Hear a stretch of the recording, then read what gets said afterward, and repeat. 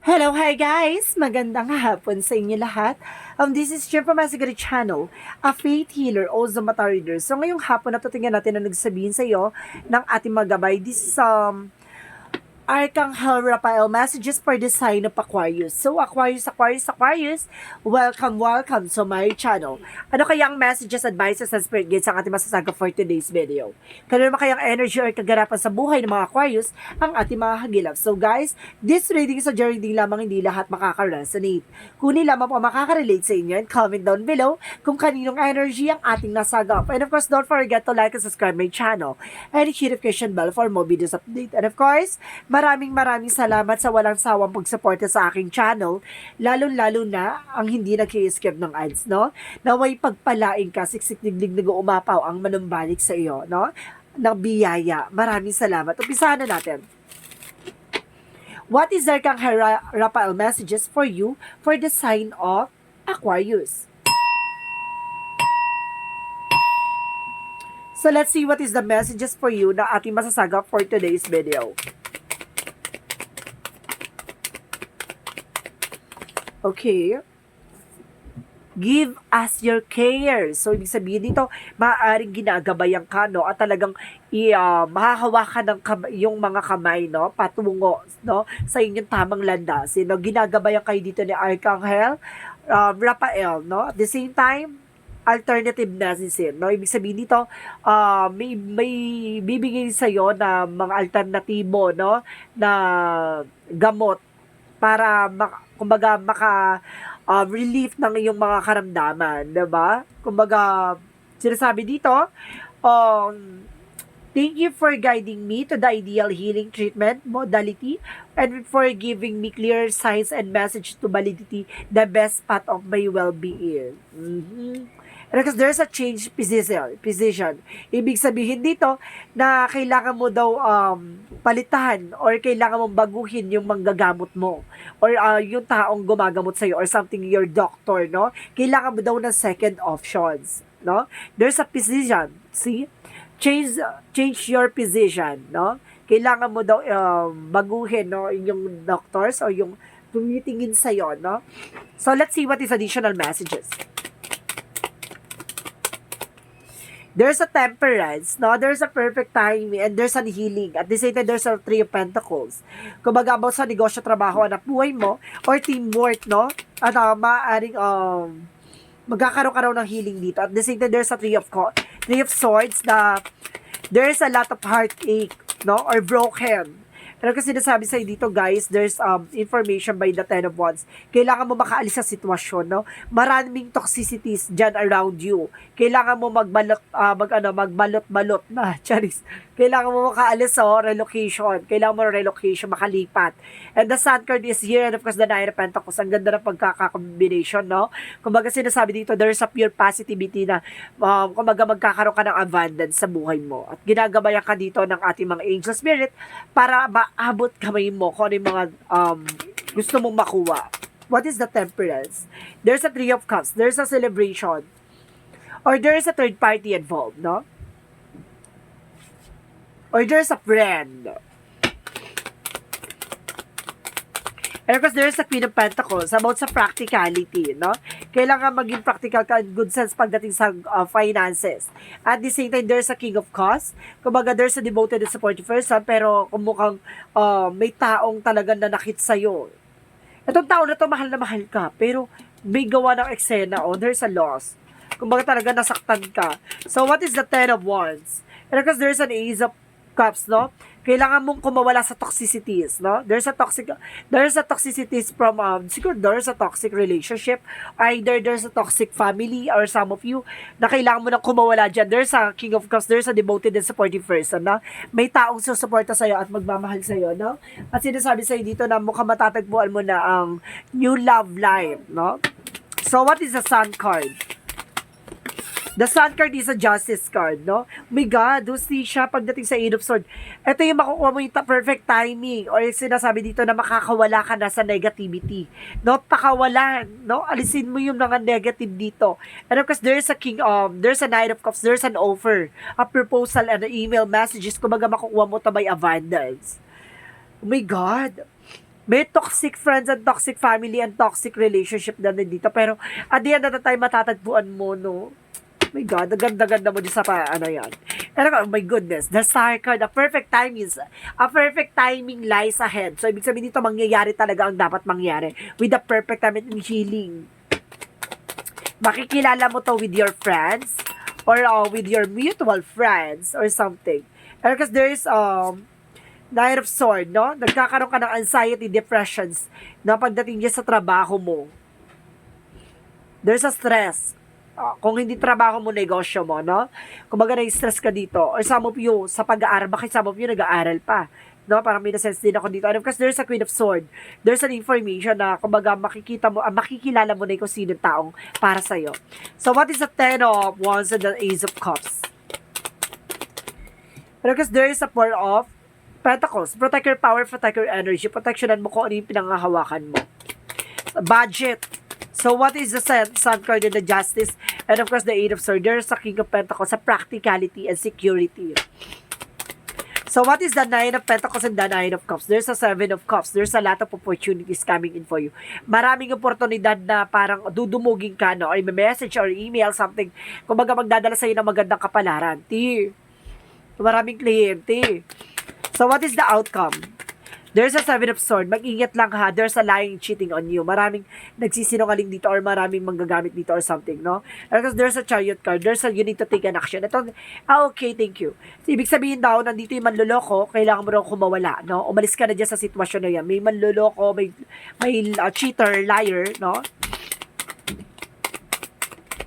Or either may sumusubaybay sa'yo. And of course, there's a King of Wands.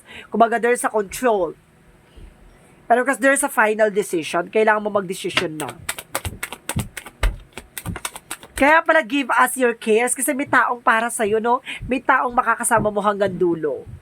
Ito ba yung there's an option? Ibig sabihin dito, kailangan mo, kung may mga nararamdaman ka, no, sa katawan mo, magpatingin ka sa medical. Kung walang makita sa medical, by spiritual, no? Baka may taong gumagawa sa'yo, kaya siguro hindi ka gumagaling hanggang till now. And because there's a Four of Wands, there's a twin flame energy and celebration.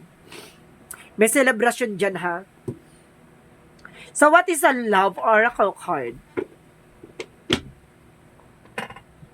What is the love oracle card?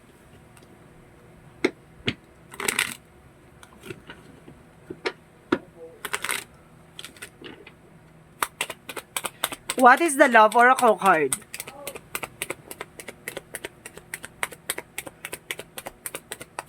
There's a snake. So, ibig sabihin may ahas dito, ha? May ahas daw dito, babae. Mayroon talaga dito mo, ano, may third party dito or may ahas, ha?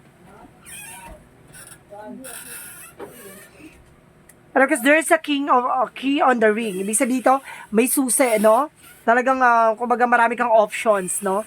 At marami kang pagpipilian ditong mga oportunidad.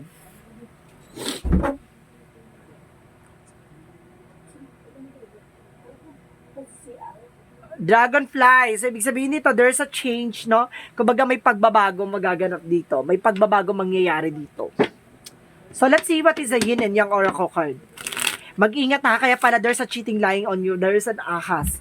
May aahas, no, ganon. So, what is the yin and yang oracle card? Close up. Guarded, oh. Protectionan mo kung sino yung taong, di ba? Kailangan mo magkaroon, or there's a third party. May third party talaga, And of course, there's a temptation. May tukso. Kaya ganon, no? May lalapit na tukso. Tukso, layuan mo siya. Ganon. So, what is the chakra?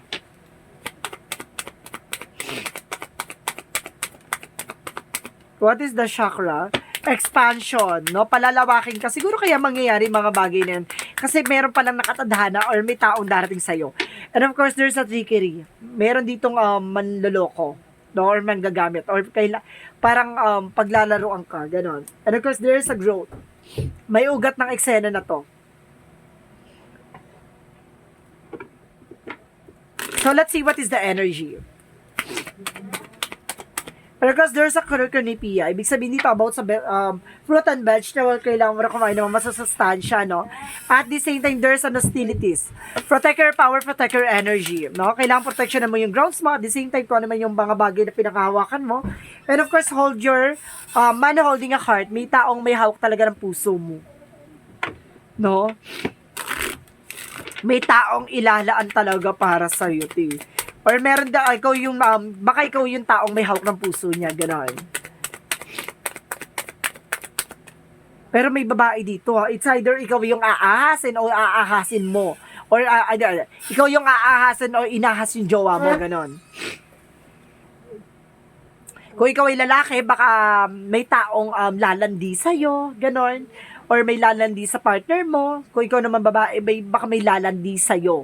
O may lalandi din sa partner mo, ganon. And of course, there's a double missions, no? Kumbaga, sinasabi dito, there's a serve the word by being you. So, ibig sabihin dito, magkakaroon ka ng kaliwanagan dito. At the same time, there's an hirate, longing from home, homesick from the star. Ibig sabihin dito, may mga bagay na, kumbaga, hinahanap-hanap mo, no? Kumbaga, gusto mong makarating doon or gusto mong makauwi sa sitwasyon or gusto mong maranasan ulit yung ganong pakiramdam. Ganun. Kumbaga, yung, kasi the star is an hope, no? Kumbaga, uhaw ka sa sa pag-asa or something, uhaw ka sa kumbaga healing or gano'n, parang gusto mong maranasan, kumbaga there's a kagalingan or something, no? Parang there's a star involvement by the healing and miracles. So let's see, and of course sinasabi dito by the star family. Oh my God. Ibig sabihin dito, calling the support. Ibig sabihin sinusuportahan ka daw ng ating universe, no? Kumbaga sinasabi dito na kumbaga star ng family, ibig sabihin dito, ikaw yung nagsilbing kaliwanagan, no? There's a star. Alam mo, meron ditong stars, stars din to. Stars, so ibig sabihin dito, laking tao involved na isa ka sa magsisilbing bituin, 'di ba? At magnining-ning-ning-ning. Ganon. 'Di ba? Kumbaga, pagkatapos ng dilim, ikaw ay talagang sisinag at magniningning sa kalangitan. Parang ganun yon. Kumbaga, sa dami mong pinagdaanan, hindi mo akalaing, kumbaga, bilang bubulaga, no? Na parang magsisilbing kaliwanagan yung mga bagay-bagay. Ikaw yung, kumbaga, nagkaroon ka ng kaliwanagan at the same time, bilang nagkaroon ng kaliwanagan yung mga pangyayari sa paligid mo. And of course, there's a freedom. Kumbaga makakalaya ka na, no? Para nakaalis ka na sa mga negativity, parang ganon. Para ikaw din na magsisilbing kahilingan, kumbaga pangarap, ganon, at tagumpay. And because there's a pay attention to the red flags. So, ibig sabihin dito, baka ito yung signs na by the star na, kumbaga, mag-ingat ka, no? Sa mga red flags. Sa mga taong, kumbaga, hindi mo dapat binibigyan ng, hindi mo dati ni-entertain or something, no? Kumbaga makakapahamak to sa'yo, ganun dapat. Parang sinasabing ganun, na kailangan mo maging aware. And of course, there's a success. There's a success is here. Because there's a judgment, no? Ibig sabihin, pagalingan ng pagdala. Ibig sabihin, may mga pinagdadaanan tayo. Kumbaga, magkakaiba tayo ng mga pagdadaanan sa buhay. So, what is the Monsology? Monsology is take time to breathe out, no? Kailangan mong pag-isipan ng maraming beses. No? Kung maghahayaan mo yung panahon at oras ang mag-adya, no? At kailangan mo munang magmuni-muni. And of course, there's a step out of your comfort zone. Kailangan mong kumawala, no? Sa mga bagay-bagay na kinakatakutan mo. So, what is additional messages? What is additional messages? There's an high council, evolutions, no? May pagbabagong mangyayari sa buhay mo. At the same time, there's unicorn by trust. Magtiwala ka, no? Yung mga bagay na nangyayari na to, it's God's purpose, no? And of course, there's inner self, no? Para pinapalawak yung sarili mong kakayanan dito. Or sarili mong kaalaman. Parang ganun siya, guys. So, what is Archangel Raphael? Archangel Michael. What is Archangel Michael? Archangel Michael, eternal love team, no? Kumbaga hanggang walang wakas, no? Parang ganon. Hanggang magpakailanman. Yung pag-iibigan, parang ganon siya. And take time making decision, no? Bigyan mo ng oras at panahon bago ka magdesisyon. And of course, focus upon divine perfect health. Ibig sabihin talaga, there's some health issues, no? Kumbaga, there's a star by miracles. May miracles dito with the stars. Ibig sabihin, pagagalingin ka dito ng ating, siguro, it's all about spirituality, no? Kumbaga, gusto lang pala kasi ng fighting spirit mo ng ating angel spirit. Rather, baka may gumagawa sa'yo na black magic and void. And pray always. So, kailangan mo talaga magdasal palagi, no? So, what is the angel's number?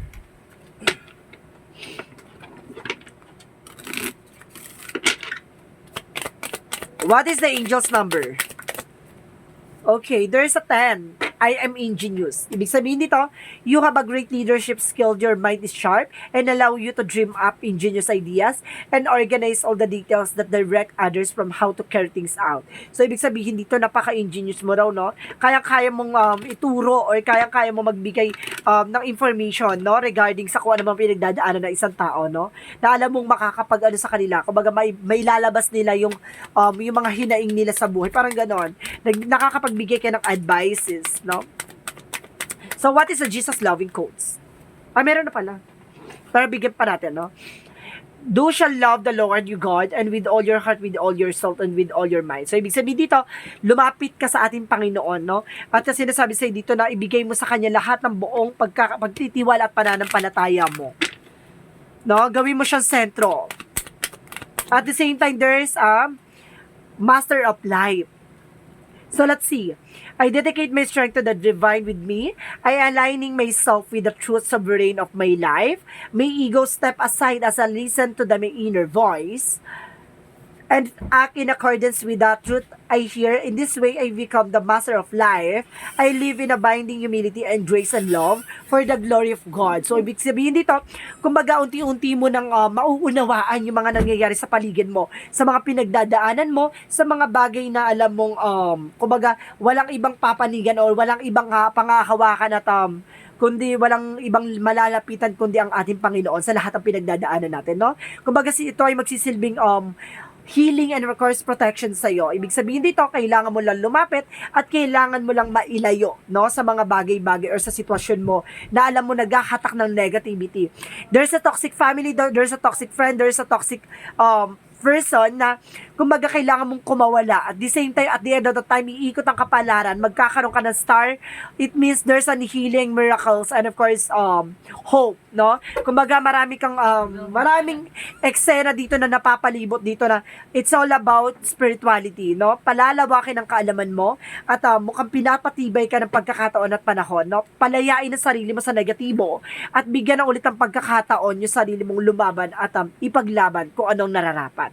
So guys, this reading is Arcangel Raphael messages for the sign of Aquarius. So guys, this reading sa reading lamang, hindi lahat makaka-resonate. Kunin lamang pa makaka-relate sa inyo and comment down below kung kaninong energy ang ating nasagap. And of course guys, maraming salamat sa walang sawang pagsuporta sa aking channel. Lalo na hindi nag-skip ng ads. Naway pagpalain kayo ng Diyos at may kapal. Naway ibalik sa inyo na siksik diglig, no? Nag-uumapaw na biyaya. Maraming salamat po. And of course guys, don't forget to comment down below your full name, birthday, and of course location nyo. Kung asan man kayo sulok ng mundo, baka sa susunod na energy natin, baka energy mo na at kumbaga aura mo na mahagilap at magabay, mahagilap at masagap ng ating mga gabay. Maraming salamat and see you in the next video. Bye-bye and babush!